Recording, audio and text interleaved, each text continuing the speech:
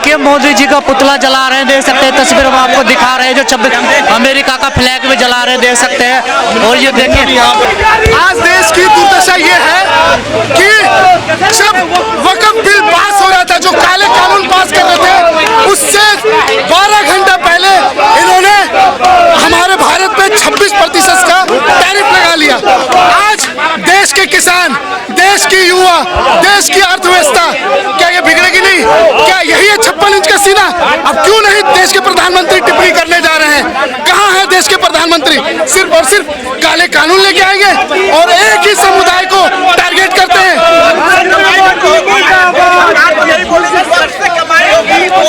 क्या वक्त से कमाई होगी? आप बताओ ना, वक्त से क्या कमाई होगी? मैं आपको बता दूं, मैं आपको सबसे संपूर्ण बात बताता हूं, ये सिर्फ और सिर्फ देश के एक समुदाय को टारगेट करना है। इन्होंने देश में एक कानून लेके आया था किसान के खिलाफ, और उस कानून के बाद 700 सब किसान की अब हत्या हो गई। उसके बाद इन्होंने कानून वापस लिया और बिना सोचे समझे, बिना विपक्ष से पूछे, बिना बातचीत किए इन्होंने 3 बजे सुबह 3 बजे तक ये संसद चलाते हैं और काले कानून पास करते हैं। ये कहाँ पूरी चर्चा के बाद और पूरी मैं आपको बता दूं, चर्चा तो तब होती है जब देश के आज देश में जो आवाम है माइनॉरिटीज की, वो हिंदूज के बाद दूसरी आवाम है माइनॉरिटीज। क्या आपने माइनॉरिटीज के किसी बंदे को बोला है, नुमाइंदगी को बोला है? नहीं। आप विपक्ष में, विपक्ष आपको पता है कि विपक्ष कमजोर है।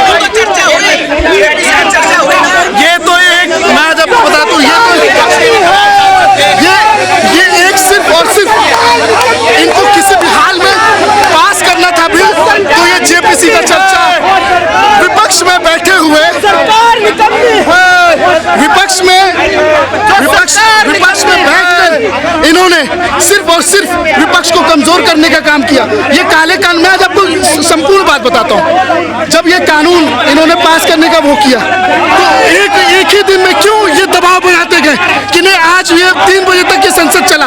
3 बजे संसद चलने तक इन्होंने ये नहीं सोचा कि देश में 26% टैरिफ लागू हो गया है, उस पर भी बात करें। अगर इन्हें काला कानून वक्फ में लाना है तो मणिपुर में जब बहनें जल रही थी, मणिपुर में बहनों को नंगा किया था, उस पर कब कानून लेके आएंगे मोदी?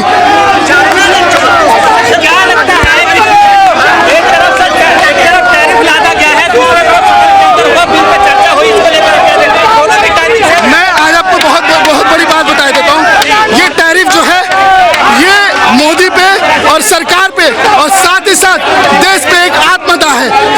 ये काले कानून को जब ये ला रहे हैं तो इन्हें सोचना चाहिए कि जो काला कानून है वक्त, उसमें सिर्फ और सिर्फ एक समुदाय को आप टारगेट कर रहे हैं। आप आए दिन महिला की मुस्लिम महिलाओं के लिए कानून लेके आते हैं, सीए कानून लेके आते हैं। आप बताओ ना, इन्होंने सीए कानून लेके आया, आज तक 2000 हमारे हिंदू भाई प्रवासी हिंदुस्तान के नागरिक नहीं लेके आए, लेकिन देश के 15 लाख नागरिक देश छोड़कर चले गए।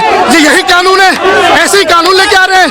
आप बताओ, क्या हमारे मस्जिद, हमारी दरगाह, हमारा जमीन हमारा नहीं है? अब हम इनसे पूछने जाएंगे, अब हम इनसे लिखें। नहीं, सवाल ये है कि जिस टैरिफ को आप विरोध कर रहे हैं, सरकार का ये कहना है कि इसमें भी स्टडी जारी है। सर क्या स्टडी जारी? ये स्टडी जारी नहीं है, ये तो सिर्फ और सिर्फ एक जुमलेबाजी है।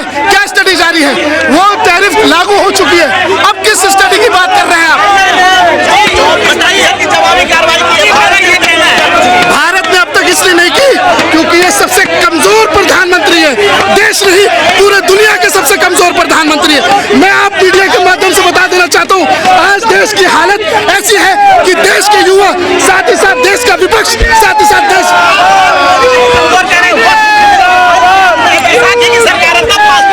मैं आज आपको एक बात बता देना चाहता हूँ, यही सीए एनआरसी का कानून लेके आए थे, अभी तक देश के 2000 प्रवासी हिंदू भाई नहीं आ पाए देश में, लेकिन देश के 15 लाख देश हिंदुस्तानी नागरिक बाहर चले गए।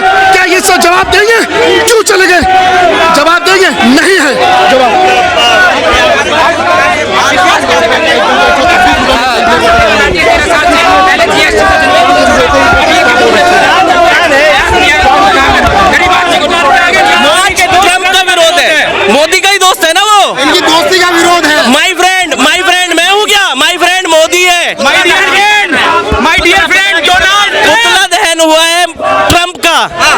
झंडा फूका है यूएस गवर्नमेंट का। एक ऐतिहासिक बिल पास हुआ है उसी रात। ऐतिहासिक, अब वही तो सारी चीजें हैं, उन्हीं सब पे लगा देते हैं। ये सिर्फ जहां डाइवर्जन होता है वो सारे मुद्दे ये लेके आते हैं जिससे समाज में बंटवारा पैदा हो। ऐसी कौन सी चीजें पिछले इनके 11-12 साल की आप बताओ ना भाई साहब। इससे तो ट्रांसपेरेंसी बढ़ेगी। कौन सी ट्रांसपेरेंसी? नमाज तक तो होती नहीं। नमाज कोई आदमी अपनी जबरदस्ती नमाज पढ़ता है क्या रास्ते पे? मस्जिदें फुल हो जाती हैं, दिक्कत होती है, तभी तो लोग कोई अपनी मर्जी से नमाज पढ़ रहा है। उस पे बोलते हैं कि हम पढ़ने नहीं देंगे, जेल में डाल देंगे, ये सारी चीजें। और उसके बाद हितैषी बता देते हैं अपने आप। अरे कागज दिखाओ, जमीन लो, अब ये होगा। कौन सा? अरे जो करना है करिए ना भाई साहब। तानाशाह है, तानाशाह है ये लोग। मुस्तकिल कोई चीज किसी के लिए नहीं रहती, याद रखना। आज ये है, कल कोई और होगा, परसों कोई और होगा। अमेरिका की अर्थव्यवस्था को नुकसान हो रहा है, भारत का क्या नुकसान हो रहा है, आपको क्या लग रहा है? ये सारा नुकसान ही है ना भाई साहब, हम लोगों का नुकसान है ना। ये देखो अभी एक मिलवाता हूँ, एक हजरत को मेरे साथ आए हुए। 8 तारीख तक पुराने ऑर्डर पे पैसे देंगे। 8 तारीख के बाद जिन लोगों के टेंडर पुराने हुए हैं वो 25% टैरिफ कहाँ से लाएंगे? कहाँ अपना प्रॉफिट जोड़ेंगे? कहाँ से देंगे वो एक्स्ट्रा पैसा?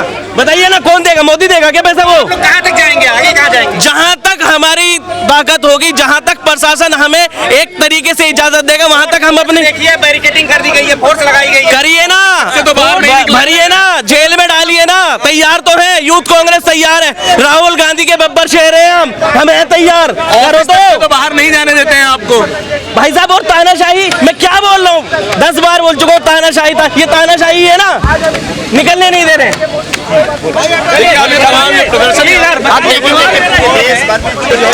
जलाया देख सकते हैं और अमेरिका के विरोध देख सकते हैं। ये तस्वीर हम आपको दिखा रहे हैं। तमाम कांग्रेस के यूथ कार्यकर्ता आज जो 26% टैरिफ बढ़ा गया उसका विरोध प्रदर्शन कर रहे हैं और मोदी जी का पुतला और अमेरिका का देखिए यहाँ पर इन्होंने फ्लैग भी जलाया। देख सकते हैं बैरिकेडिंग पर चढ़े हुए हैं और प्रोटेस्ट कर रहे हैं। पुलिस भी पूरी तरह से मुस्तैद है, देख सकते हैं।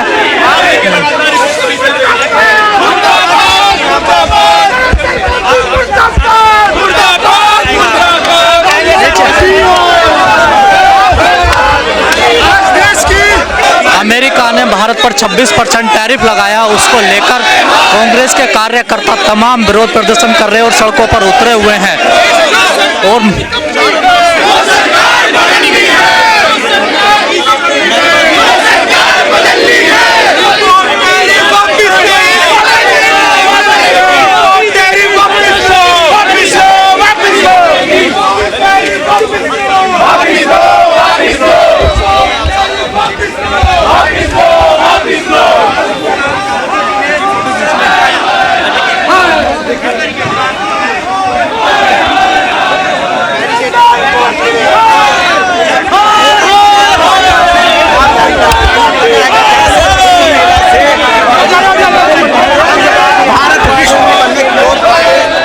देखिए तमाम यूथ कांग्रेस के कार्यकर्ता आज मोदी के खिलाफ विरोध प्रदर्शन कर रहे हैं और कह रहे हैं कि जो टैरिफ लगाया है 26%, अमेरिका ने भारत पर जो 26% टैरिफ लगाया उसके विरोध में मोदी के आज सड़कों पर हैं यूथ कांग्रेस कार्यकर्ता। कह रहे हैं टैरिफ लगाया, पहले जंजीरें डाली, ये दोस्ती है या गुलामी है। देख सकते हैं तस्वीर हम आपको दिखा रहे हैं।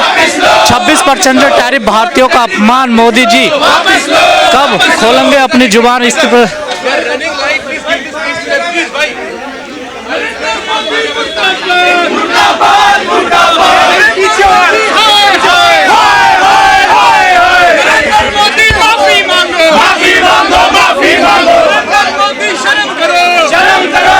देखिए मोदी जी का पुतला लगाकर विरोध प्रदर्शन कर रहे हैं जो